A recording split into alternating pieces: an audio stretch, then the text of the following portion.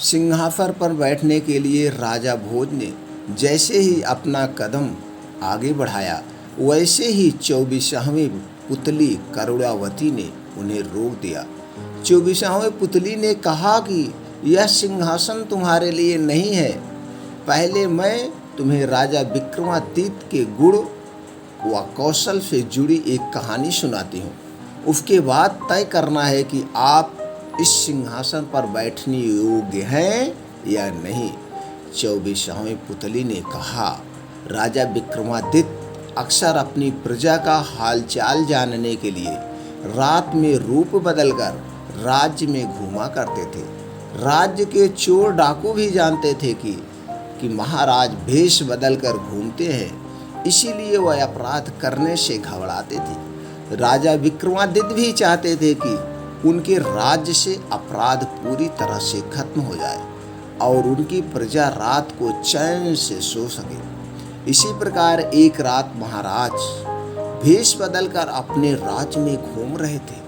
चलते चलते चलते उन्हें एक भवन के बाहर रस्सी लटकी हुई नजर आई। उन्होंने सोचा कि जरूर कोई चोर इस रस्सी से लटक कर ऊपर गया, इसीलिए वो भी रस्सी के सहारे ऊपर पहुंच गए। उन्होंने अपनी तलवार भी निकाल ली और चोरों को तलाशने लगे, लेकिन तभी किसी महिला की धीमी आवाज सुनाई दी। उन्हें लगा कि यह महिला ही चोर है। यह सोचकर वह कमरे की दीवार से सट कर खड़े हो गए। उन्होंने सुना कि महिला किसी के साथ वाले कमरे में जाकर किसी की हत्या करने को कह रही थी।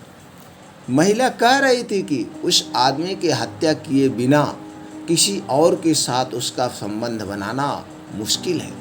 इसके बाद महाराज को एक पुरुष की आवाज़ सुनाई दी। पुरुष बोल रहा था कि वह लुटेरा जरूर है, लेकिन किसी निर्दोष व्यक्ति की जान नहीं ले सकता। उसने महिला से कहा कि उसके पास बहुत धन है, उसके पास बहुत सारे धन दौलत है। वह दोनों दूर कहीं जाकर सुखी से अपना जीवन काट सकते हैं। इस पर महिला बोली कि तुम 2 दिन बाद आना, क्योंकि इसे सारा धन इकट्ठा करने में 1 दिन और लगेगा। राजा समझ गए कि पुरुष उस महिला का प्रेमी है और महिला इस घर के मालिक की पत्नी है। इसके बाद राजा उस रस्सी के सहारे नीचे आ गए और महिला के प्रेमी का इंतजार करने लगे। थोड़ी देर बाद जैसे महिला का प्रेमी रस्सी पकड़कर नीचे आया, वह राजा ने उसकी गर्दन पर अपनी तलवार रख दी और उसे अपना परिचय दिया। महाराज को सामने देखकर आदमी डर गया, लेकिन राजा विक्रमादित्य ने उसे वादा किया कि अगर वह सच बताएगा तो उसे मृत्यु दंड नहीं दिया जाएगा।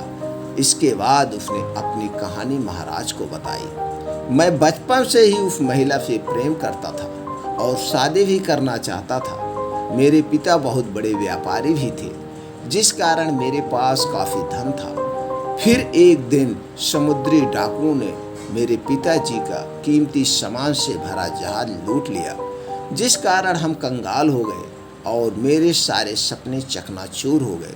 इससे मेरे पिताजी इतने दुखी हुए कि उनकी मौत हो गई।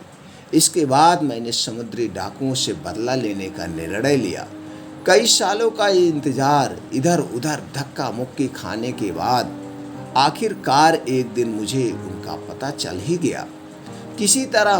किसी तरह से मैं उनके गुट में शामिल हुआ, उनका विश्वास जीत लिया।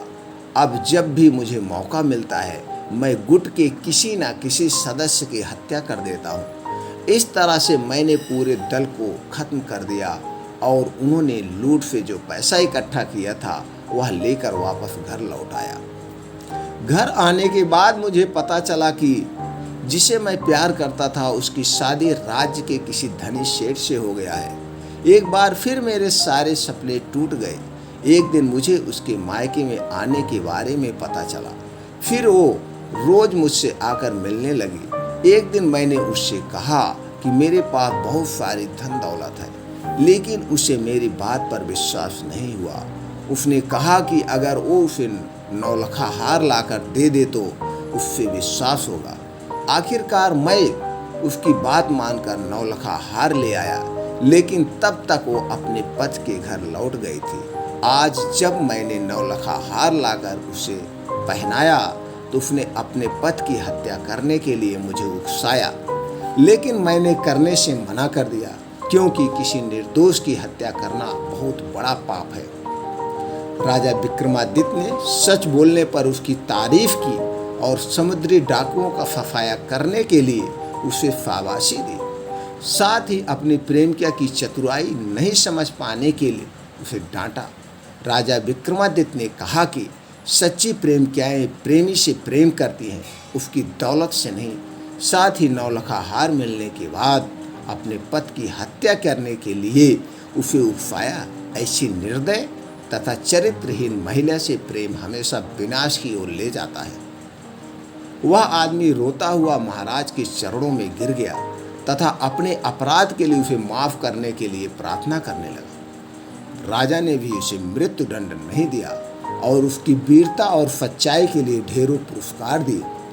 अगली रात राजा विक्रमादित्य उस महिला के प्रेमी का भेष बनाकर उस महिला के पास पहुंचे।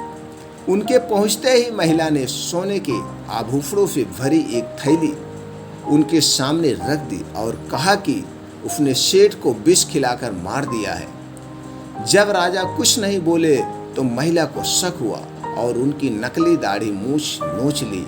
अपने प्रेमी की जगह किसी और पुरुष को देख महिला जोर जोर से चिल्लाने लगी और अपने पति का हत्यारा उन्हें बताकर रोने लगी।